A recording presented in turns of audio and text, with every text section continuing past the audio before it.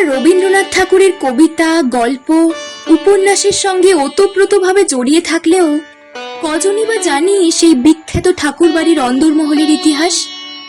কজন জানি তার স্ত্রী মৃণালিনী দেবীর জীবন কথা? একজন নারী যার জীবন জড়িয়েছিল এক অসাধারণ প্রতিভাবান মানুষের সঙ্গে, কিন্তু সেই সম্পর্কের আড়ালে লুকিয়ে থাকা তার নিজের গল্পটি কি আমরা কখনো শুনেছি? কখনো কখনো ইতিহাসের পাতায় কিছু মানুষ থেকে যান, কিন্তু তাদের মনের কথাগুলো থেকে যায় অজানায়। আর আজকের গল্প সেই অজানা কথারই এক অন্যরকম আখ্যান। নমস্কার, গল্প কথা চ্যানেলে আপনাদের সবাইকে স্বাগত। আজ শুনবেন হরিশঙ্কর জলদাসের লেখা আমি মৃণালিনী নই, পর্ব 1। তাহলে চলুন ফিরে যাই সেই সময়ের পাতায়, যেখানে ইতিহাসের আড়ালে লুকিয়ে আছে এক নারীর না বলা গল্প। শুরু হচ্ছে আজকের গল্প, আমি মৃণালিনী নই, পর্ব 1।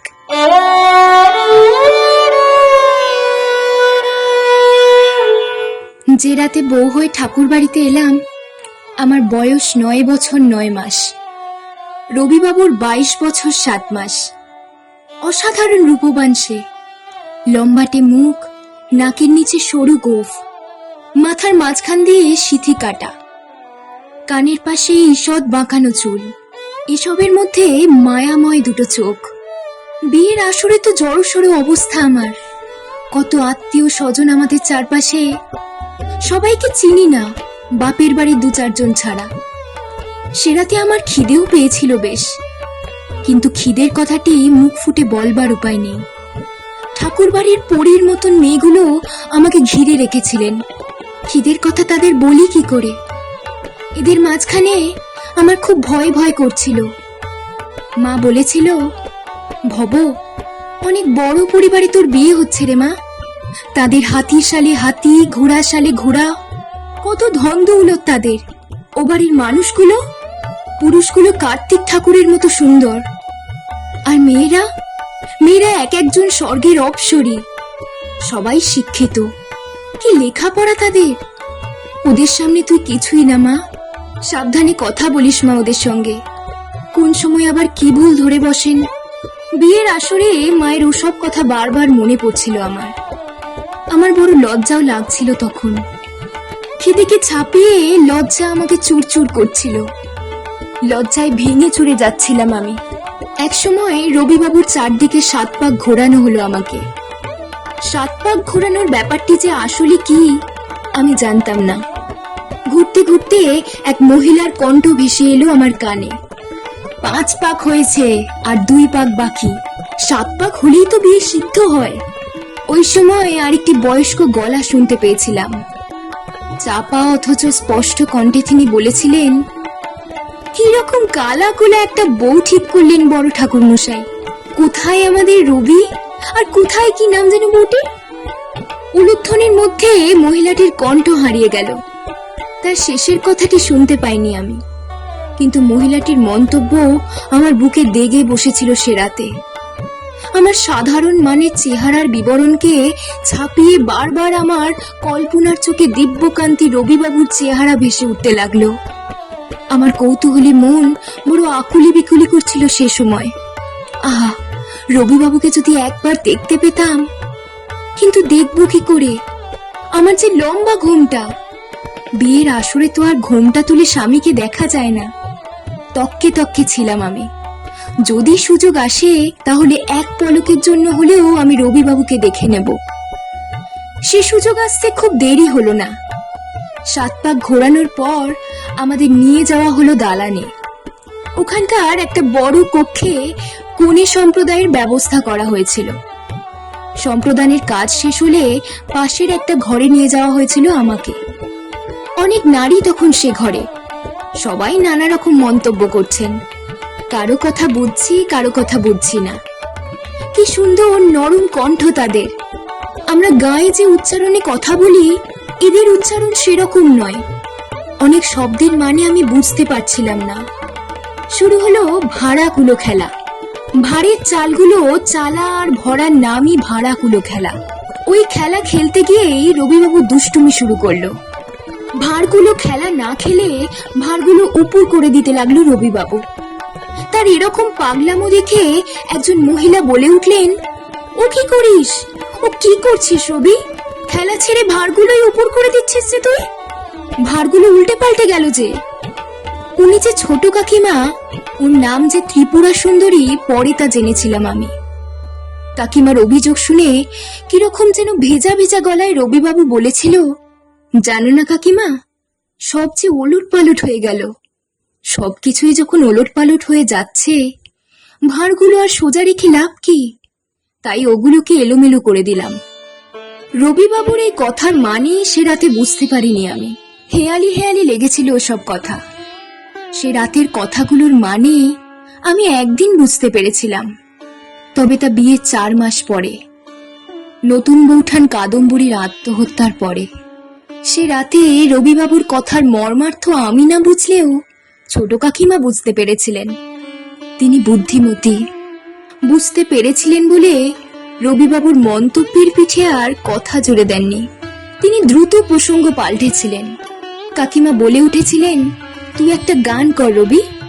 আমি কৃত্রিম বিস্মিত কণ্ঠে রবি ছোট কাকিমাকে বলেছিল, হ্যাঁ তুই তো গাইবি, তোর মতন এমন গাইয়ে থাকতে আর কি গাইবে বল। নরম গলায় কথাগুলো বলেছিল ছোট কাকিমা। কি আশ্চর্য, একটু সংকোচ বোধ করলো না রবিবাবু। আমার দিকে তাকিয়ে তাকিয়ে গান শুরু করলো। গানের কথাগুলো এই এতদিন পরেও আমার স্পষ্ট মনে আছে। ছোটবেলায় লেখাপড়া করিনি তেমন, দূরত্বের কারণে স্কুলের পড়াশোনা খুব বেশি দূর এগোয়নি আমার।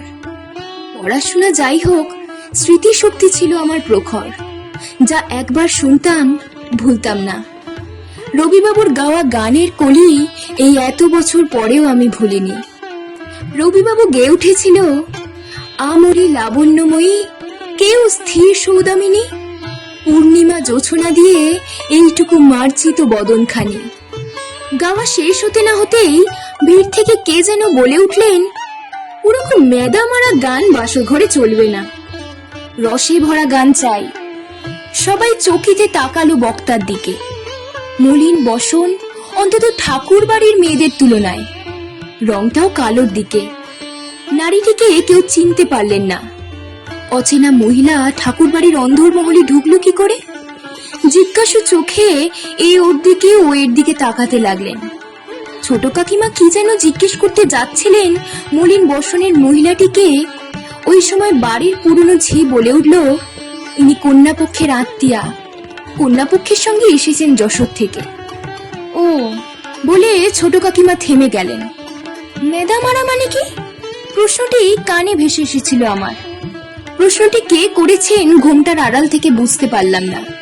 সমস্বরে নারীরা বলে উঠলেন, ঠিকই তো, মেদা মারা মানে কি?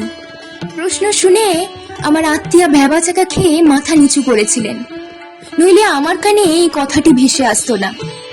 মাথা নিচু করে থাকলে চলবে না, মেদা মারা শব্দটির অর্থ বলতে হবে।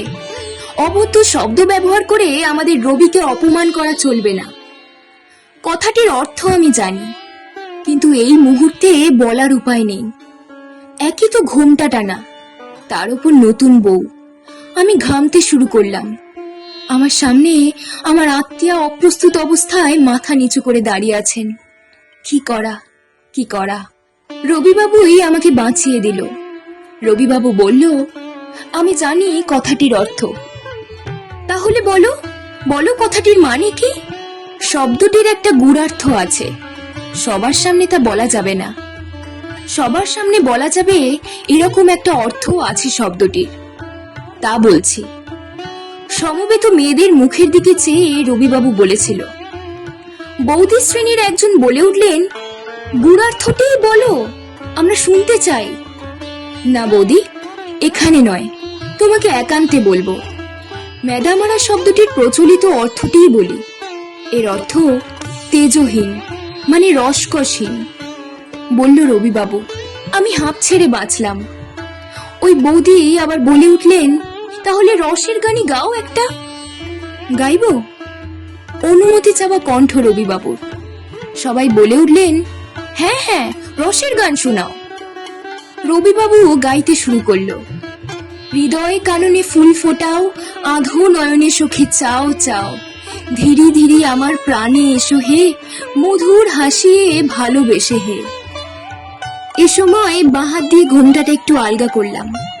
এরকম মোহন কণ্ঠ আমি আগে কখনো শুনিনি। বালিকা বয়সের সকল লজ্জাকে বিসর্জন দিয়ে আমি বিস্ফারিত চোখে তাকিয়ে থাকলাম রবি বাবুর দিকে। এক মুহূর্তে তার পূর্ণ অবয়ব আমার হৃদয়ে আঁকা হয়ে গেল। ওই সময় হঠাৎ করে কেন জানি আমার নিজের চেহারার কথা মনে পড়ল। কালাকোলা টিনটিনে আমি, দেখতে মোটেই ভালো না, অন্তত ঠাকুর বাড়ির অন্যান্য বউয়ের তুলনায়। এ বাড়িতে মানে জোড়াসাঁকোর ঠাকুর বাড়িতে নিয়ে আসা হয়েছিল আমাকে সকালবেলায়। তখন থেকে এ বাড়ির অনেক নারীকে দেখেছি আমি। এদের অনেকেই যে এ বাড়ির বউ তা তাদের সাজসজ্জা দেখেই বুঝেছি। ওই দেখার অভিজ্ঞতা থেকে বলতে পারি, এ বাড়ির বউদের রূপের পাশে আমি শাকচুন্নি ছাড়া আর কিছুই নই। এ বাড়িতে আসার আগেই শুনেছি ঠাকুর বাড়ির মেয়ে বউরা অপ্সরীর মতন দেখতে। তারা নাকি দুধ দিয়ে স্নান করেন, ক্ষীরসর ছানা বেটে রূপটান মাখেন।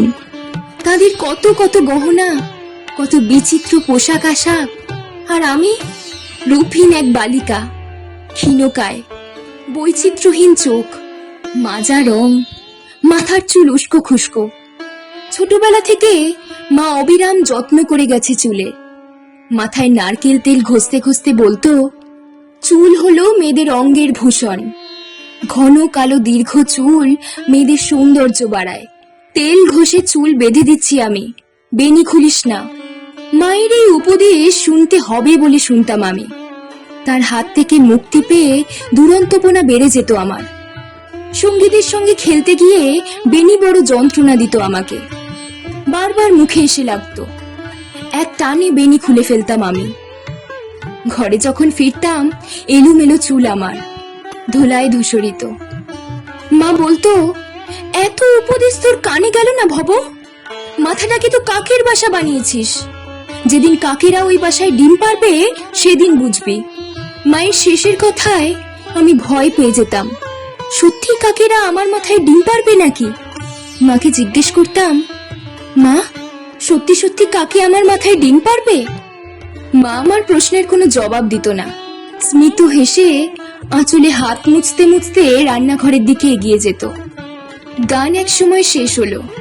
বিবাহ উত্তর মেইলি ব্যাপারগুলো ধীরে ধীরে শেষ হয়ে এলো। খিদেটা প্রকট হয়ে উঠল আমার। প্রায় সারা দিনের এবং অর্ধরাত্রির ক্লান্তি আমার শরীর মনকে বিপর্যস্ত করে তুলেছে। ওই সময় আমার মনে হলো বিয়ের রাতের আনুষ্ঠানিকতা তো শেষ। এবার বুঝি খেতে পাবো, এবার বুঝি একটু শুতে পারবো। দু চোখ ভরে ঘুম আসছিল তখন আমার। দুঃসম্পর্কের বৌদি এবার বলে উঠলেন, বউকে এবার বাসুর ঘরে নিয়ে যাও। ত্রিপুরা সুন্দরী বললেন, তা কি করে হয়? বৌদি বললেন, বিয়ে হয়েছে রবির, বাসর রাত হবে না। জ্ঞানদা বৌদি বললেন, বাসর রাত এখন নয়, ছোট বউ এখন নাবালিকা, ও উপযুক্ত হয়ে উঠুক, তারপর ফুলসজ্জা। এটাই এ বাড়ির নিয়ম। অনেকদিন পর আমি জানতে পেরেছি আমার ভাসুরদের প্রায় সকলের বালিকার সঙ্গে বিয়ে হয়েছিল।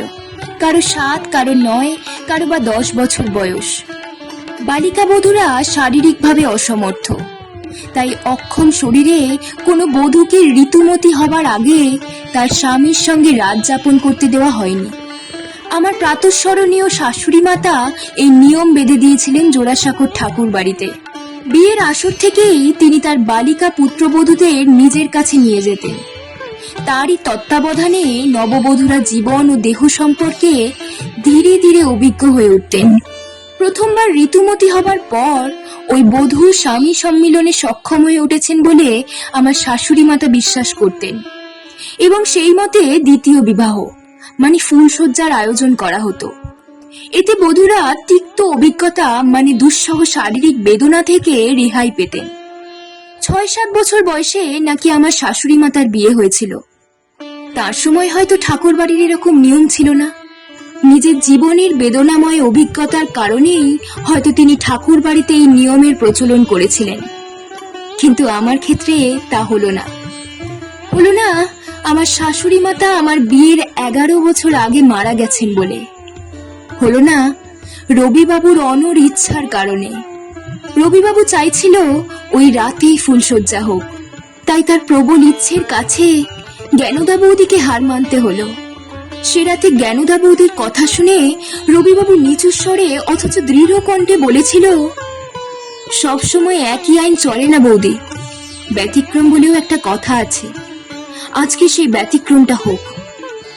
বৌদি স্তম্ভিত চোখে হয়তো রবিবাবুর দিকে তাকিয়েছিলেন। অনুরারা তখন ওই কক্ষ ছেড়ে চলে গেছে।